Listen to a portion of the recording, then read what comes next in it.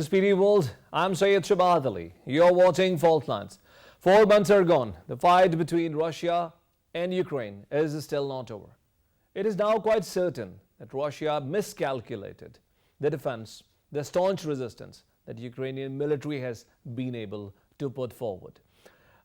If we go by the Ukrainian announcement or the Ukrainian claims, only 20% of the land of Ukraine is under the clutches or control of Russian forces. This clearly tells us that the advances have not only been completely stalled, but also Russia is facing a difficult time to maintain control of the region. Meanwhile, European Union has done a lot of efforts to negotiate between the different sides. But NATO, on the contrary, a combination of almost all these countries that are involved in European Union includes United States, has decided to add Finland and Sweden into NATO as well. And this further exacerbates the crisis for Russia. The conflicts keep playing a havoc on the global economy. The tumbling stock markets and the signs of weaknesses in the supply chain of fuel supplies from around the world are primarily driven out of the crisis, the war between Russia and Ukraine. To join me in my program, my first guest is Eugene Chawsavsky. He is senior research analyst from Newsline Institute. Eugene, I welcome you to my program. Thanks for having me. Eugene, so much time has gone and Russia has not been able to make a decisive advance. Russia has not decided to come back. Russia is stuck somewhere in the middle of Ukraine, and there are no serious efforts being made to break the ice from both the sides. We have not seen any serious step of negotiations or something that we can see as a major step being taken from either of the sides. What do you believe is the reason why Russia is so stubborn with the fact that it's not making advances and Ukraine is still not coming back out of Ukraine? I think the major reason at this point is that Russia is still attempting to achieve its objectives militarily, namely the capture of all of Donbass, which it has made some strides in recent weeks, but we've seen that the Ukrainians are defending that territory, of course, with the help of US and NATO assistance. And so I think until Russia is able to fully control all of Luhansk and Donetsk oblasts, I think primarily those negotiations are going to happen on the battlefield, if you will, and then perhaps we can get into a more serious stage of diplomacy. And how do you see Ukraine's response to it? Because Ukraine has initially got a lot of support from all the countries of NATO, and they have been targeting the supply lines of Russia as well. We haven't seen any softness or any urge or appetite for talks from Ukrainian side either, a country that is badly under the brunt of the war at the moment. Well, I think that Ukraine is interested in talks, but they're not willing to accede to Russia's demands, primarily in terms of recognizing territorial transfers, whether that's the recent gains that Russia has made territorially, or even going back to 2014 in terms of Crimea and the smaller parts of Donbass. So I think Ukraine certainly wants to negotiate. They want an end to the war. But what they're willing to give up in terms of political concessions, in terms of dropping, NATO ambitions, things of that nature, I think first and foremost they're trying to stop the bleeding, if you will, on the battlefield and not wanting to recognize Russian control over these territories.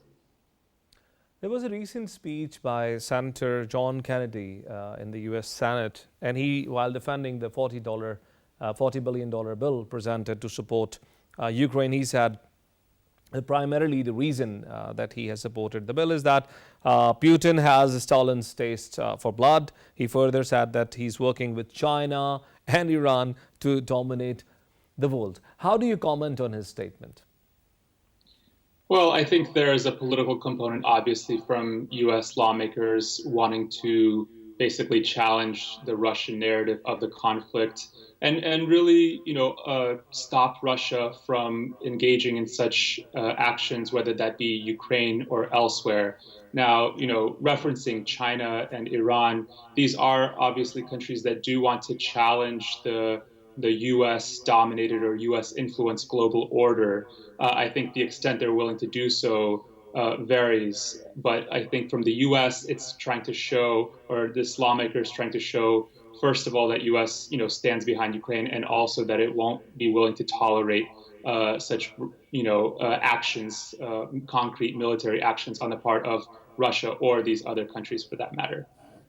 But Eugene, you will agree with me on the fact that there are no imminent threats to the national security of United States. I mean, the homeland of United States, all 50 states, are far away from this conflict. Yes, that's true. But I think, by the sheer size of the U.S. and its global influence, it's able to basically perceive threats that don't necessarily have a direct threat to its territory, but also to its allies. So whether that's NATO itself or NATO countries in Europe, which are much closer to Russia and do have somewhat of a threat, but especially Western aligned countries like Ukraine, which are obviously experiencing a direct threat. So I think it's by sheer U.S. Strength and influence that they're able to interpret the security interests in a more indirect fashion. Eugene, will you agree with me on the fact that institutes like Russia today are towing the line of Kremlin, whereas most of the Western media is towing the line of United States, and we are not seeing independent journalism, something that is not politically colored or not politically biased, particularly with regards to Ukraine's crisis? Certainly, this conflict has had a lot of polarizing effects. Whether you're talking about Russian media or Western media, it seems like both sides are trying to essentially impose their vision or impose their will, if you will, on the other. So in Russia's case, obviously militarily, it's doing so in Ukraine in the hopes that Ukraine will turn neutral and that the West will accept its security demands that it made before the conflict. Whereas the West is obviously not trying to accept that and really, defending Ukraine at all costs and hoping for a change in Russian position, if not the government altogether. And there's very few sides. I think there are some European countries, such as France, that are trying to negotiate a more, moderate or compromise stance. But the polarization has certainly, undermined that or made that more difficult. A couple of weeks ago in my program, you told us about the inclusion or the potential inclusion of Finland and Sweden in NATO. And let's discuss that again. So several weeks are gone. What are the latest developments in this regard? How far Finland or Sweden have gone forward with regards to their inclusion in NATO, something that Russia is pretty much concerned about? So that process is continuing. There's a lot of diplomacy currently around that, especially when it comes to Turkey's opposition. We've seen some meetings take place. Turkey has its own concerns where it comes to things like the PKK and other issues, which it's very, sensitive to. I still think that the overall objective or the trajectory is eventual membership of these countries. But because of these political issues and because of just the bureaucratic elements, it will probably be several months before we actually see that happening. And since your expertise is from this region, don't you believe that this certainly can give birth to many other crises? Russia perhaps might not stay silent on this massive development. Certainly, Russia will not stay silent, and it's indicated its displeasure with this potential expansion. But this is the reality that the longer the conflict goes on, and the more that Russia tries to achieve its objectives militarily, then it can cause further consolidation of NATO, whether that's expanding its membership or increase support for Ukraine. So yes, absolutely, this does raise the stakes, if you will. But the perspective from the U.S. and the Western side is that this is necessary as long as Russia is taking the actions that it is in Ukraine. Eugene, don't you think that the war hysteria or the appetite for blood or firepower is actually dominating the diplomacy these days?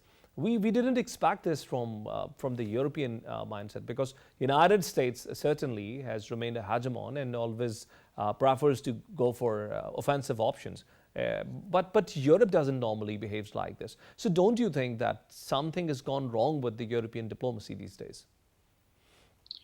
Well, I would say that it's true that the Europeans are typically more measured on these kinds of issues, but I do think they also sense a greater threat perception now as a result of the conflict in Ukraine. And this is what's driving, countries like Sweden and Finland, which we talked about last time.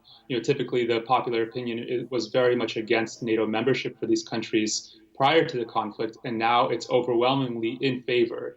And I think that's largely as a result of their security concerns or fears that perhaps if Russia is allowed to succeed in Ukraine, then who's next essentially.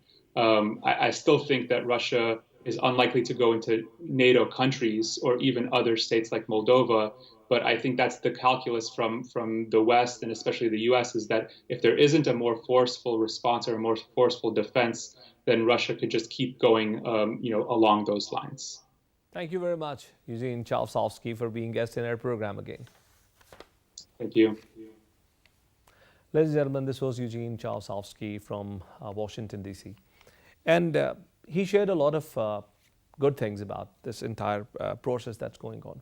One thing that he agrees with me on is that the diplomacy is not going to solve the problem. It's not apparently solving the problems in Europe these days.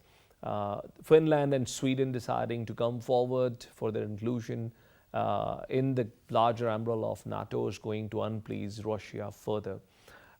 Let's recall the fact that back in the days of Cold War, when NATO was made, it was essentially an alliance that was supposed to stop the influence of USSR. And USSR was disintegrated back in 90s. And after that time, there is hardly a justification for NATO to expand further, particularly on the brinks of the borders, rather on the borders of Russia. And if this goes on, this might give birth to many other crises. Another important thing that we discussed with Eugene Chalsovsky is the role of international media, which he agrees with me on the fact that is increasingly politically inclined these days in favor of either of the parties. Certainly the Russian media is trying to influence the Russian audience to the best possible extent, whereas the rest of the Western media, particularly the English media, is primarily focused on the US's narrative. To join me in this segment is now another guest. Her name is Aisha SYED. She's joining me from Lahore, independent research analyst. Aisha, welcome you to my program. Aisha, do I have you with me? Can you hear me? Yeah, I can hear you now. Welcome to the program, Aisha. Thank you. Aisha, we are discussing the problems in Russia, between Russia and Ukraine. And we do not see this problem going away anywhere.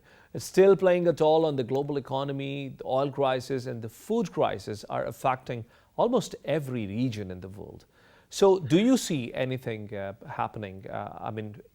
Do you see in foreseeable future this conflict taking any end? I think I mentioned this last time when I was on your program as well, that I don't see an ending to this conflict anytime soon. It is likely to get more complicated with the developments taking place with Finland and other countries that are with NATO. The US is pushing for a different direction. Although the Russians say that we want a settlement, but they haven't been able to reach any particular dialogue with the Ukrainians even. So I think this conflict is not ending anytime soon, unless and until another organization or a third party like the United Nations or someone else jumps in and actually makes them talk. Aisha, many in the West believe that there was hardly a reason for Russia to attack on Ukraine.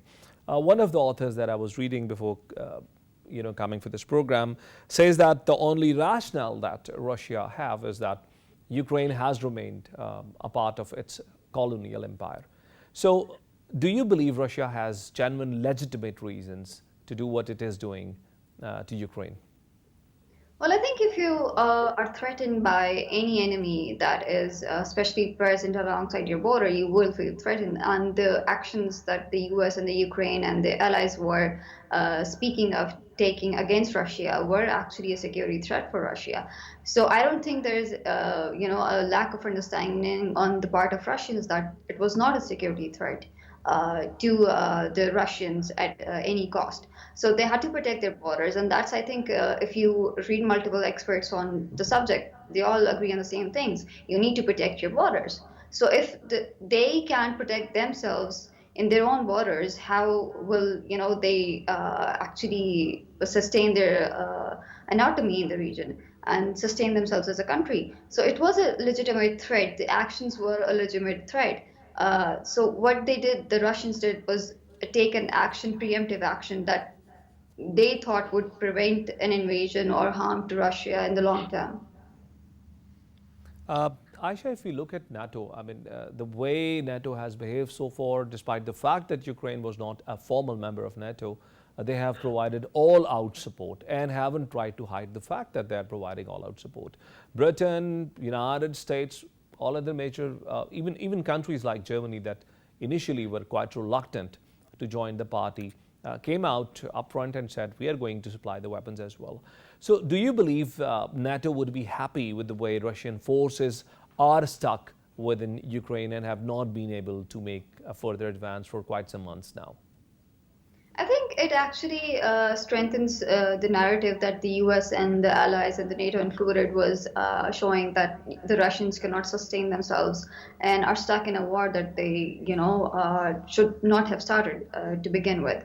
So, but I think they're stuck because of tactical reasons on ground. So there are different reasons. That could be operational reasons and other reasons, resources, as you know, that Russia may face sanctions and all of that. So they have to manage the resources. You cannot deploy a full military in another country and then be not stuck at some point because you have to manage so many things. So I think the narrative that the NATO has been giving is a sort of a distortion from the reality, because I don't think the Russians are stuck. I think they're holding back on something, and when they have that capability again, they will definitely advance. But the fact that Sweden and Finland have been given a green signal for inclusion in NATO tells us the fact that NATO is not only very comfortable with the situation happening in Ukraine, but is also taking the risk of having similar crises in the extreme west of Europe. So that actually gives us a feeling that NATO believes its upper hand in the overall situation. I don't agree with this necessarily. One of the reasons is that I don't think NATO wants to start another conflict in the region. That entire region then would be indulged in conflict of multiple reasons. One could be political, the other could be strategic, and all of those. The region would get complicated. The thing with NATO is that they do actually advance to other countries and offer them participation in NATO. But the thing is that doesn't go down well. And the countries then ultimately have to make a decision for themselves whether they want to join NATO or not join NATO. And especially with elections happening, I don't think they will be making any decision of joining NATO anytime soon, because people, when they see what happened in Ukraine, might actually refrain from joining NATO. Italy has presented a plan to the Secretary General of United Nations. And this proposed plan necessarily is trying to draw a line between the two sides and bring both the sides on the table. Now, one of the clauses that have been added into the proposed draft says that the region of Crimea and Donbass will remain under the influence of Russia, but under the control of Ukraine. So if this is what the proposal is, do you believe Russia will ever agree to this kind of a proposal, or the war will ever end through negotiations or diplomacy? Well, wars do end through diplomacy and negotiations. But the thing is that both parties need to be willing to make those certain compromises on their end. I don't think Russia would be bending down so easily or would be agreeing to third-party offers. But I think given the relationship, they actually might consider it, but I'm not saying that they will, because Russians are pretty adamant about their foreign policy, and they are very independent on what they do in terms of their foreign policy. So I don't think it's possible yet, but I think we'll have to see what the Russians and Ukrainians say about this offer, and then see if it manages to take place or not. Thank you very much, Aisha Saeed, for being guest in our program. Thank you. Ladies and gentlemen, this was Ms. Aisha Saeed, an independent research analyst based in Lahore, and she made quite some important points. But most important and pertinent point that she made is that the only end to such conflicts can only be through diplomacy, and diplomacy has to opt for all the possible options to end the conflict. We'll take a break and we'll join you back with the second segment of the program. Stay with us.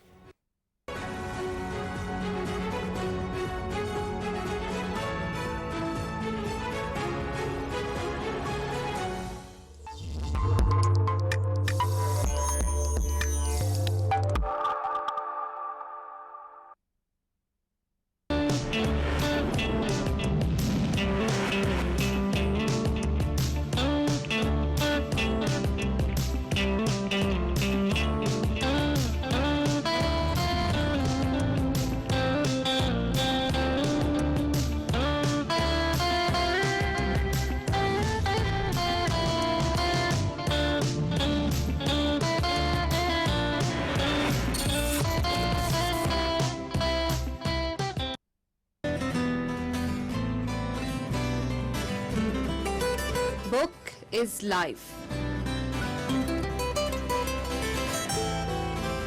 Book is hope. And book is light for the future.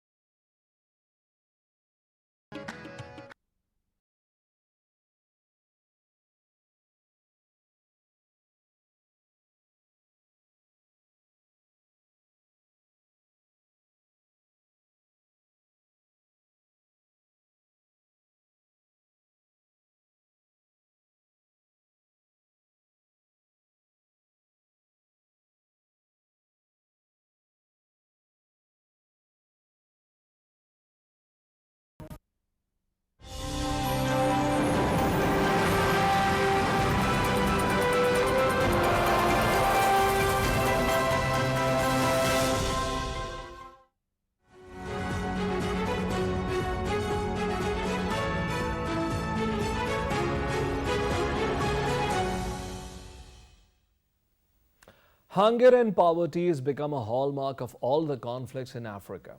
We are going to discuss another unfortunate nation living in the heart of the African continent, which is facing a different quagmire of crisis.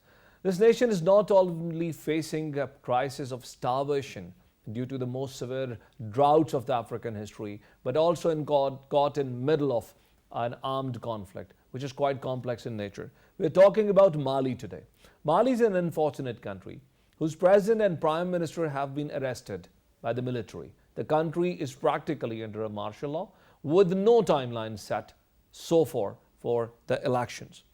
Also, the fact that Mali has closed its border with all the neighboring countries, the former colonial power France that was supposedly there for peacekeeping has been bid farewell from the Mali's government, and currently Wagner Group, a Russian military contractor, is currently fighting alongside the government forces in the conflict. Now let me explain what the conflict is.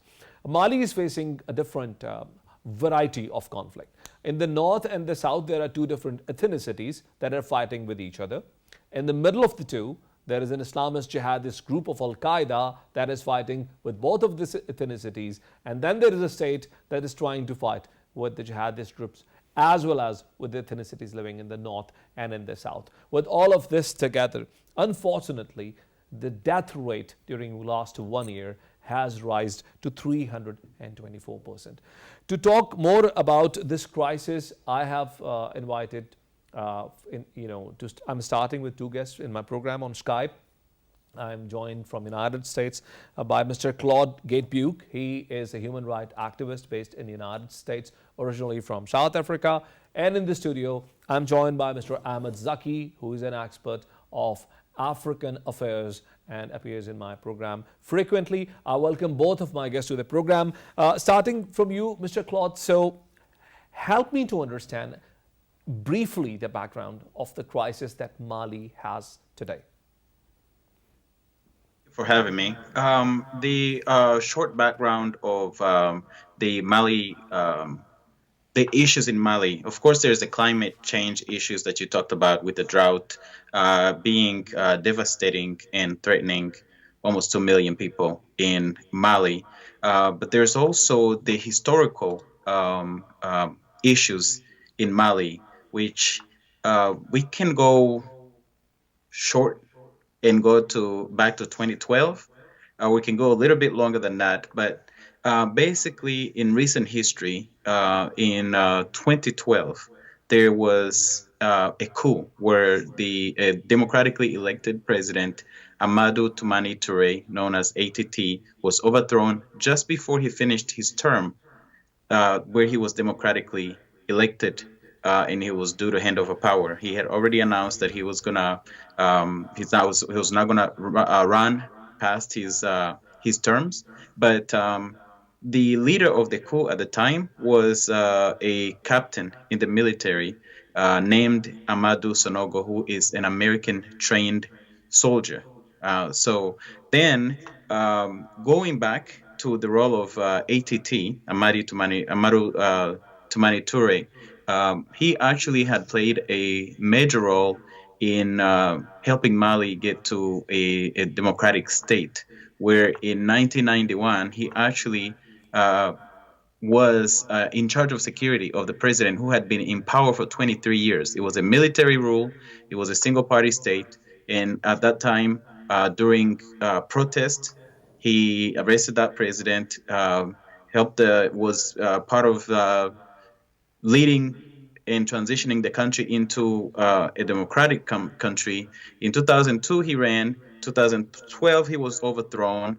And he was overthrown in the middle of also a war. There was a new war that started in the north of Mali by a group of an ethnic group, the Tuaregs, who were highly supported and armed and helped by battle-hardened fighters Mr. Claude, who had Mr. fought Claude, in Libya. Can I quickly ask you one more question in the same context? Yes. We have just read that there's a militant group in the heart of the country that is fighting both with the tribes as well as with the state. Now, please help me to understand where does this group come from and what's its recent history into this conflict? There are, in various parts of Mali, there are armed groups. The local ones are actually in central Mali, and that's who you are referring to. And these are actually local ethnic groups that are among many other groups that are fighting within Mali that are basically conducting various insurgencies. And central Mali is more of a localized conflict than the rest of the country, where in the west you have the Al-Qaeda supported groups, and in the north you've got the jihadists and the Tuaregs. So this group in central Mali is basically an agitator that has thrown his hat into the ring. But are they associated or linked with Al-Qaeda? Not that I have been able to determine so far. It looks like it's just a local group. All right, Mr. Claude, let me take Ahmed Zaki into the conversation. Zaki, we are talking about Mali, and help me to understand. France was there for quite long time for peacekeeping, but there is a lot of resentment in public. I was listening to some of the African channels that covered some of the local people, and they have a lot of resentment from the white people.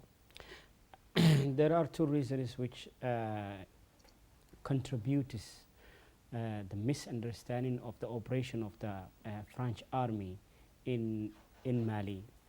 When they intervene the political system in Mali, they came to protect government against the rebel groups.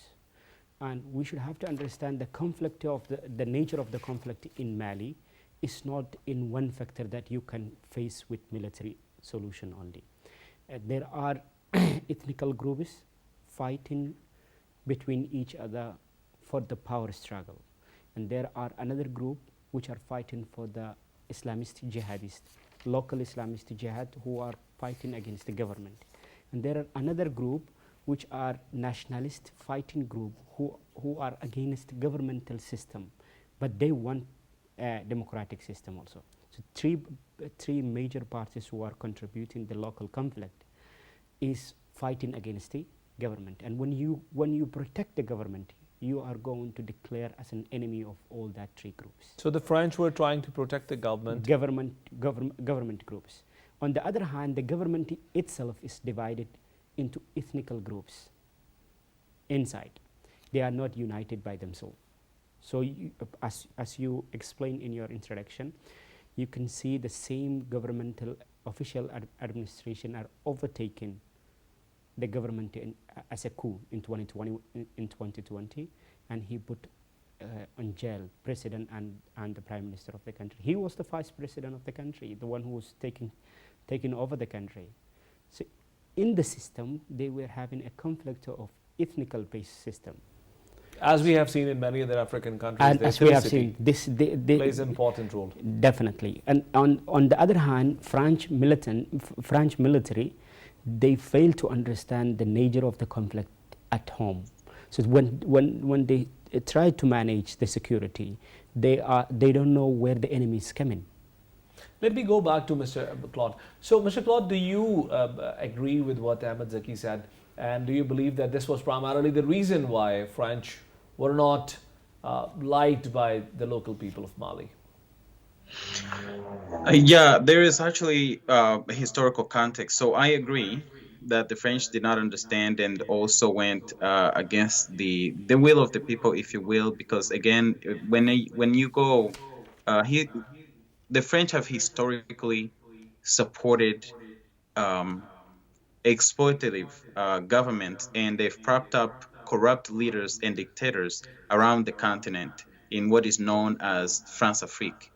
And there is a deep dislike for France-Afrique all over the continent of Africa because of that historic exploitation of African countries, support of dictators, and also interference in local matters. So Mali was no different than, for example, other places such as the Central African Republic, and also if you've seen the role of the French in a country like Chad, and you look at now where the French have hired Rwandan soldiers as their mercenaries in Mozambique, in Cabo Delgado, and now that has introduced another level of insecurity, even for people who have sought shelter in Mozambique, for example, where activists in Mozambique are saying that the troops, Rwandan troops brought by the French, are causing insecurity to people who have sought refuge in Mozambique, for example. So the French in most of Africa, in a lot of Africa today, are not a welcome population. Also, the French military, much like many other Western militaries, when they go to Africa, it's not so much to these African countries, it's not so much to protect the people or for the interest of the people, it's to protect the French and Western interest. And lastly, the conflict in Mali was exacerbated by the overthrow of Gaddafi in Libya and the war by NATO in Libya, which sent an influx of fighters into the Sahel, including Mali. So there's all of those pieces that come together, and that is why the French are under it. in the Thank you, area. Claude. You made it very clear, and thank you very much, Claude Gatebuke, for being guest in our program today. Thank you. Coming back to you, Zaki. So we are talking about Mali, and Mali has the government of Mali has the military of Mali, which is also the government of Mali, has now hired the services of Russian contractor firms that are fighting alongside the official military. This has brought a lot of concern from the West. The same West that was not concerned when the French military was there for peacekeeping is now quite concerned about the Russian boots on ground. Please comment on it.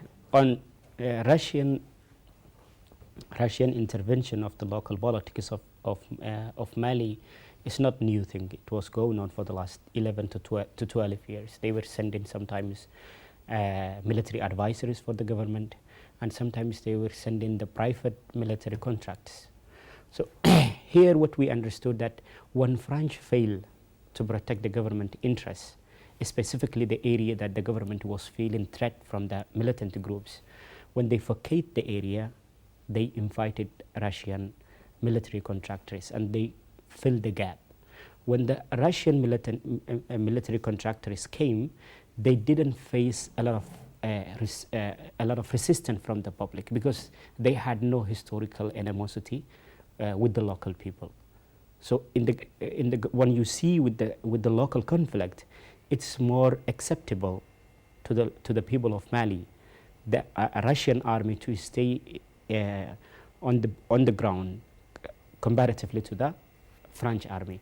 When we see on the other side of the Western reaction of the Russian presence, definitely they are feeling that where they fail to fill the gap, the Russians are gaining the upper hand, and that is where they are feeling insecurity. Maybe the other neighboring African countries will invite the Russian army to resolve their conflicts. That's a very important point that you have made. Let me take a comment from another guest that's joining me, ladies and gentlemen. Joining me now from the United Kingdom is Julius Beluto, a famous Kenyan broadcaster, journalist, often appears on my show as an expert of African affairs. Julius, welcome to the program again. It's always good to catch up. Julius, very quickly, I need your very brief comments on what Ahmed Zaki has just said. And he believes that the Russian boots on ground are giving more gains to the Mali's military. Perhaps this, he believes, is primarily the reason why West is increasingly uncomfortable, because if Russian military contractors can do what the French military could not accomplish, more of the African states will invite Russian boots on ground, which will give Russia an upper hand in the region. Your quick comments. First, I think it's a combination of different factors when you talk about the French leaving and also the current regime in Mali not, entertaining any Western power, especially from Europe. That's a key factor, but also the kind of conclusion was that after 9 years of French presence, nothing had changed quite a lot. But also at the same time, you have to think about the dynamics of the military, not wanting to lose power, not wanting to bring democracy back. So whether they are Russians there or even the United Nations peacekeepers, the key thing is that we have a regime that doesn't want to lose power. They postponed the elections, and I don't think they have interest to bring democracy back, and that's a key factor. Yes, with the Russia tends to be like, okay, Russia is not seen as very Western per se, and of course, therefore, a bit more like also China. Some African states prefer to deal with Russia or even China because these two don't seem to be the countries from Western Hemisphere that come to Africa preaching democracy, and also trying to change regimes. So that's a key factor. Russia, where it is, of course, being accused of all these violations and also being accused of being after the resources in Mali. But at the same time, then you think why French got kicked out, and also why is it that the regime didn't want even to entertain any other power from Europe. That's the key thing. Julius, I have to stop you here. And another important point that you just made in your conversation is that the military leadership of the country currently is not interested in elections. Now, how far do you see this process going? Because it cannot be an infinite military control like many other African countries. Certainly, the pressure of the people gets, gets more steam over a period of time, particularly in absence of their democratic leadership. Yeah, Russia's interest in Africa also getting increased. And of course, Mali, most of these countries, with interest in Africa, they tend to thrive in countries that are not pretty much politically stable, and Mali is one of them. And therefore, it's an opportunity for Russia to exercise its presence in Africa in a different way. Of course, them seeing French leaving, yeah, in a way, it's a gain for Russia.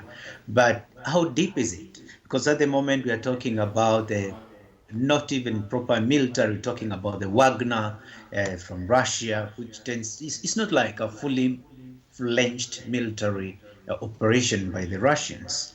So it cannot be seen as an alternative. There's still a huge amount of instability in Mali because, of course, whether we like it or not, the French and the United Nations peacekeepers not doing what they used to do, there's still a vacuum, and terror is still a great threat in Mali. Julius, let me see comment from Ahmed Zaki. Ahmed, I believe he didn't respond to my question directly. Yeah. Can you try to address this question directly? As per my understanding that we have 2 minutes to conclude this. Definitely, as per my understanding that the military in the group, they have a pressure from both inside and outside of the country. African Union, they already put a lot of sanctions on Mali. The United Nations and the Western allies, they put sanctions on Mali. The military dictatorship in the country cannot continue with this holding power by alone. But on the other hand, the division of the local people is also part of the military opportunity that they can stay for a long time, because their demand of the democracy is based on ethnicity or based on the different ideological system. They are not demanding as a nation; they are demanding as a part of tribal system, which affects all the African nations. So this is where the African military dictatorship is always get the opportunity. On the other hand, still they have a very good relations with most of the Western countries, backdoor. So we cannot still clearly understand how long they will stay, but still there is a diplomatic pressure. Thank you very much, Ahmed Zaki. Thank you very much, Julius Buluto, for being guest in our program today. Ladies and gentlemen, as said by my last guest in the program, the process of democracy is stalled in the unfortunate poor state of Mali these days. And as long as the process of democracy is not given an opportunity, it is not possible for any leadership in the world to steer a country out of the quagmire of its armed conflict. We'll join you next week with another program. And until then, Allah Hafiz.